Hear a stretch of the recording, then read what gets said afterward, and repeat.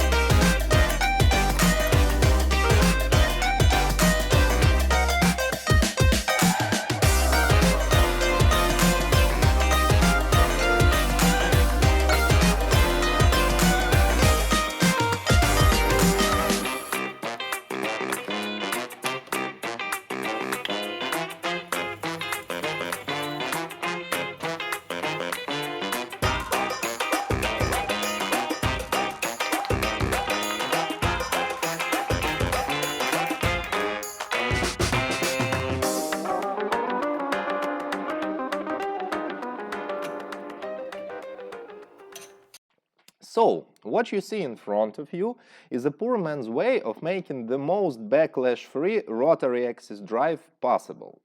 The similar method of controlling the angle of rotation is used in rotary tables of very precise milling machines.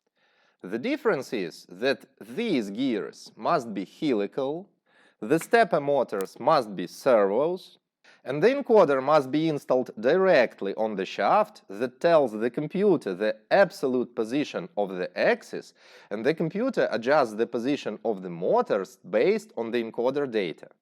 Why two motors? As I said, in the ideal world, these motors should be servos.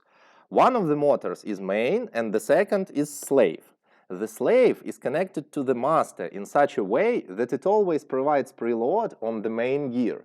Thus, when changing the direction of rotation, it ensures almost complete absence of backlash. But since I'm not in the aerospace industry, I decided that I could get away with this setup.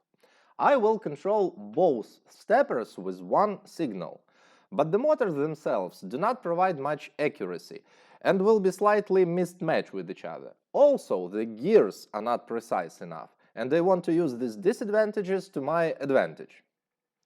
The fact that these motors slightly fight each other will provide me with the preload on the gear that allows me to get rid of the backlash. Of course, I will lose some amount of torque, but as I found out in this video, even one motor provides enough torque for my tasks. So in any case, two motors will be overkill in terms of torque. So I've already set up the motors, it's time to check if I got the accuracy I was chasing.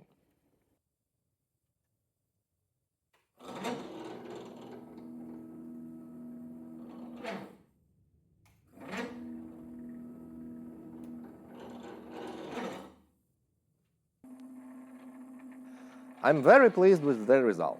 One way or another, in stone processing there is no need for such precision, but it's always nice to know that it exists.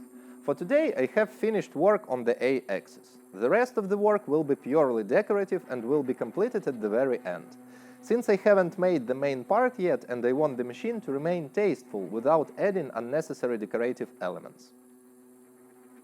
It's time to show you the design of the main part of the machine. Here it is, you can take a look and let me know what you think down below in the comments. Meanwhile, thank you for watching, I'll see you in 2 weeks.